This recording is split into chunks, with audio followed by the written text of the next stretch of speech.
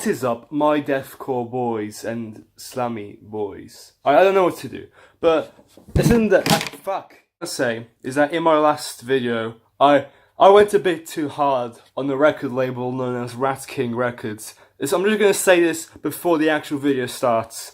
And there was apparently mass conflict at Rat King Records labels. You guys went over there, you saw a massive brawl, shots were fired, people were bleeding to death. It was chaotic. It was fucking fire, boys. But after that, Rat King Records surrendered, and they finally sent me the tape, and along with a peace offering of 2 more tapes, which is always appreciated. Thank you, Rat King Records. The band they sent me was Lufin, I think. This is the Spider Goddess.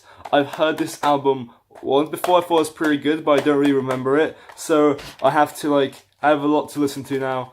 So thank you for that. And don't worry, Rat King Records, we will leave you alone now. You have paid your duty to the Terry Foster Memes crew. And now I'm a bit fucking hungry, so I'm gonna get a kebab and I'm gonna start this video, okay? Old school deathcore. That's what this video is gonna be about, ladies and gentlemen. Old school deathcore. Yes, where you play truth or dare and you dare people to do shit. No, old school deathcore. It's gonna be called a walkthrough through old school deathcore. Yeah. Now, deathcore is an ugly term. I mainly think it's because people are misinformed as to what the genre actually is. Some people think deathcore is overly clean, overly chugging, scene kid bullshit, something like, I don't know, this.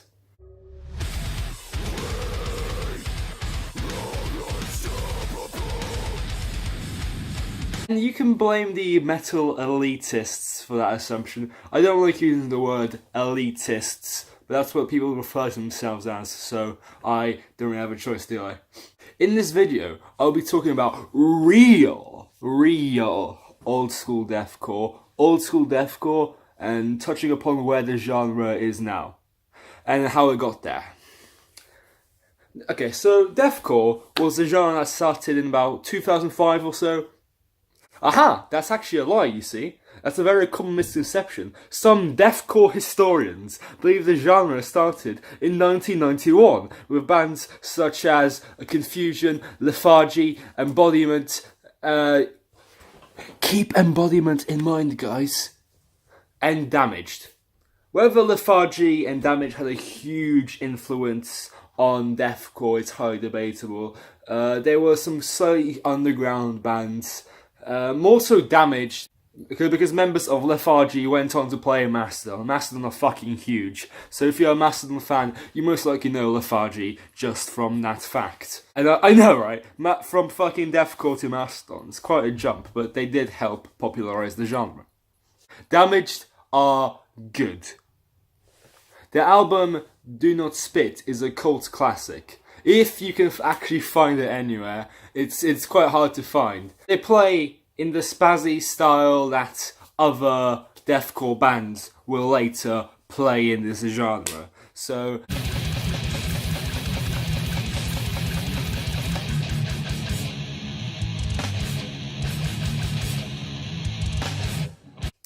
let's fast forward to 1996, baby. Oh yes. To the end of 1, not the end of 2, not the end of 3, but the end of 1.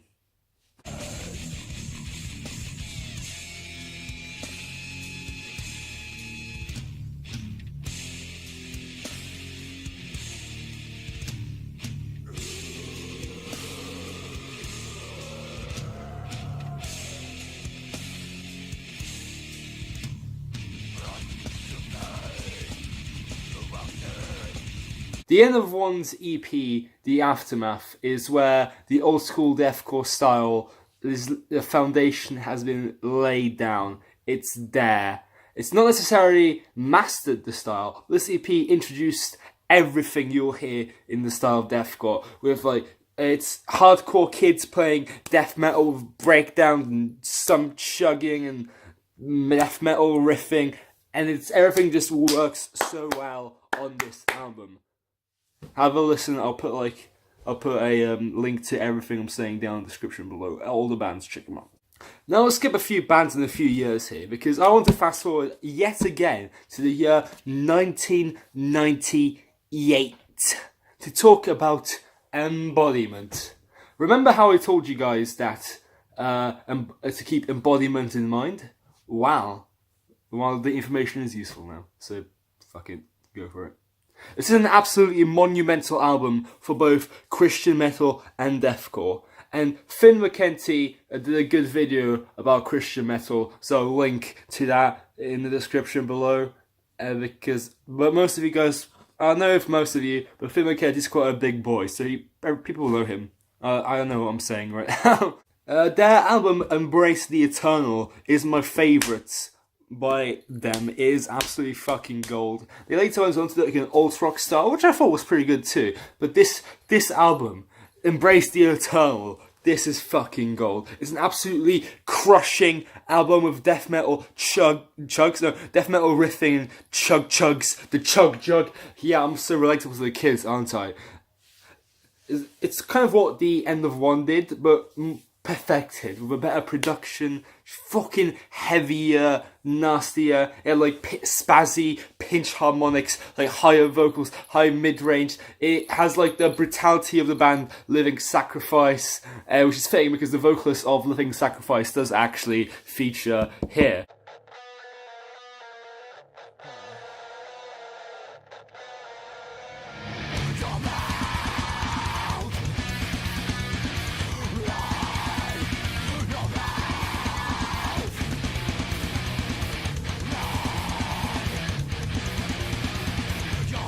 The vocals are quite inspired by the band Zero, at least that's from what I can hear. They're not overly special, but they do get the job done. They get the record conveyed very well.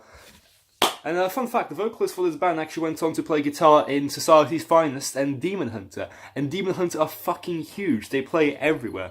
So that's good. And they were one of the first bands ever, well not ever, but they were signed to Solid State Records, which are primarily a Christian label, my dudes.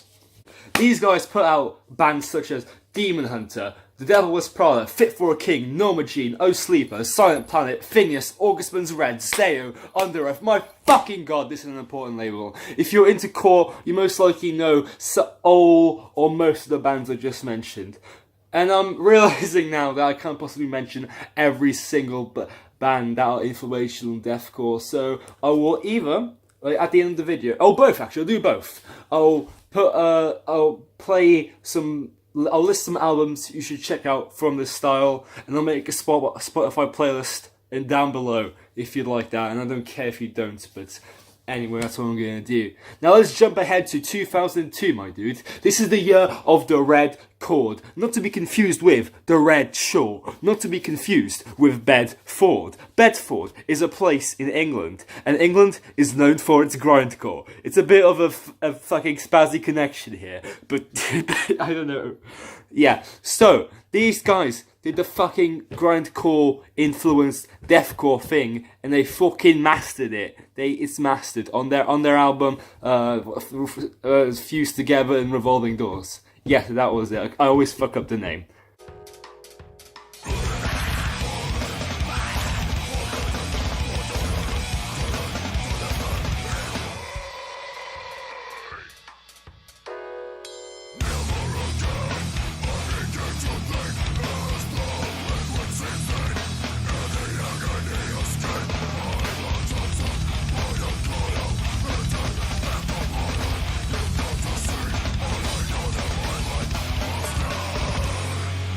If you notice in the earlier albums I did talk about, there were some grindcore references. They're quite influences, but this album perfected the grindcore and the deathcores together. Now, let's fucking teleport in time once more to 2004. Lock the door, spitting fire on your whore. Oh yes, I'm a rapman, ladies and gentlemen. This is where, if you ask most people, they say this era is where old school deathcore started. But before I move on to a more classic album of this era, I'd like to touch upon 3750 by the Acacia Strain.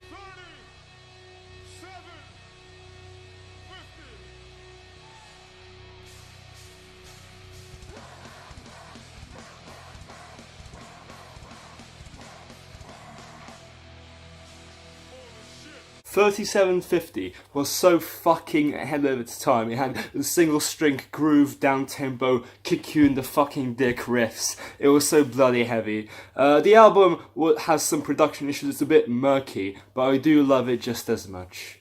And I am well aware this isn't 3750, this is Coma. I'm not holding this the right way up, am I? I don't care. I probably was. I don't know. But I'm well aware this is Coma Witch, and if you say anything in the comments, I'll fucking end you. It's a bit too far, but I'll give you a kiss. Now let us move on to the most classic. The people would consider these guys gods of deathcore. Despised icon, maybe, with their album, The Healing Process. This is where the start of this became the structure of like modern deathcore. This is where deathcore fans, they will say this album was absolutely perfect. Which, yeah, I agree with to some extent. That it's a very, very good album. I wouldn't say it's particularly perfect, but I do enjoy it a lot. This album introduced those dissonant breakdowns and pig squeals that other bands will later utilise in deathcore. Despised Icon was also quite a unique band with two vocalists, with one guy doing the highs and the other one doing the gutturals, and then the guys doing the mids, and then there's one guy doing the ballerina, and there's one guy doing the clean singing. JK, there's neither of ballerina or clean singing in Despised Icon.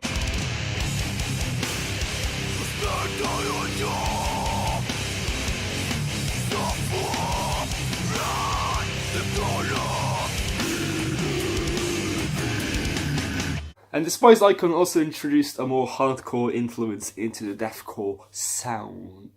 More bands from this era that are pretty fucking influential. You probably already know these bands if you're into deathcore are Whitechapel, Via is Moida, Chelsea Grin, Annotations of an Autopsy, Impending Doom. And I think Impending Doom was out this time, but I don't care, I don't know why I said that. I meant to say Job for a Cowboy. And there's a much more I can list here, but we don't have time, and this video is getting a bit long, I'm pretty sure. So, I remember when this genre hooked me. I was a naive preteen boy taking the bus home from school, and I remember hearing the name Chelsea Grin a lot. So I googled it, and my god, the song I first heard was Krukebanger. Krukebanger. That is one of the best deathcore songs out there. It's Baby Shark for deathcore kids. Changed my mind.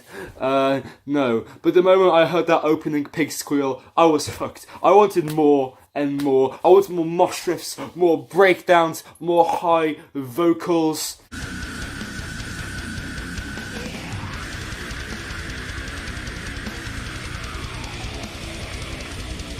This is actually the band that inspired me to learn how to scream, because all the other bands at the time were doing gutturals and things I couldn't do as a young boy. And when I heard like Alex Cola do his really, really high screams, I didn't have any good technique back then, but I understood where it came from, and I could sort of recreate it, and that just inspired me to continue to push doing vocals, because I wanted to do it. It was fun, and it's something I could do. And now highs aren't as common in deathcore anymore, which is very, very sad. Also, I'm gonna lay down here now because I haven't written any more for the script, so I'm just gonna have to go off of my head here. So I'm just gonna relax. You too, grab yourself a nice beverage. I'm gonna grab myself a nice beverage too. BRB. Now, in the early 2010s, this is where deathcore was probably at the peak of where it once was, with bands like Suicide Silence. A fucking video for You Only Live Once has about like 60 million views now, which is bloody insane for deathcore.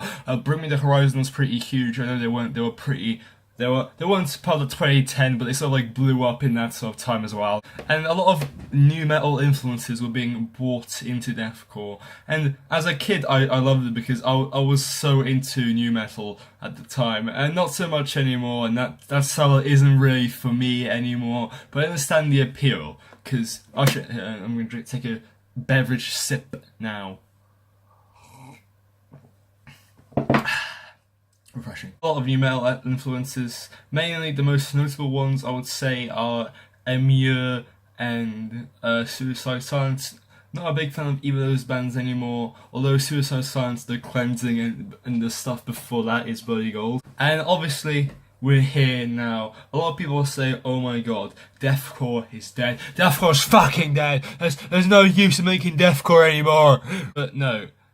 We have bands like We're in Destruction back there. There's Vulvadinia like doing the brutal deathcore thing now. There's more of like a symphonic and clean influence now to deathcore. Like Whitechapel dropped their most original album in ages, like a few months ago.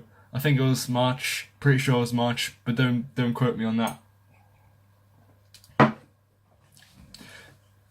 And it now has a stronger following now. Even though it's not as big, the following for it is stronger, and the community's much better. r/deathcore is a good deathcore community. If you're watching this on r/deathcore, hi. That's all I have to say. The genre is still kicking, even though I prefer the old school sound. And this new sound of deathcore is breathing in new life into the genre, and it's like a fresh kiss of Bel Air. And that's my new show. The next series will be called Fresh Kiss of Bel Air, where I just go around kissing people from the small town of Bel Air. I hope if you don't like deathcore and you like more old school death metal, you can check out some of the older bands I mentioned. I hope you sort of learned a bit more about the genre if you didn't know that much already. This is more like an album recommendation and guide through the genre. I'll be doing more of these later for bands and also other genres. I'll be going through more specific scenes. This is kind of more like a general thing, but do not fret, boys. Because we're in deathcore, guys. Do not fret. Just play open notes. Ha!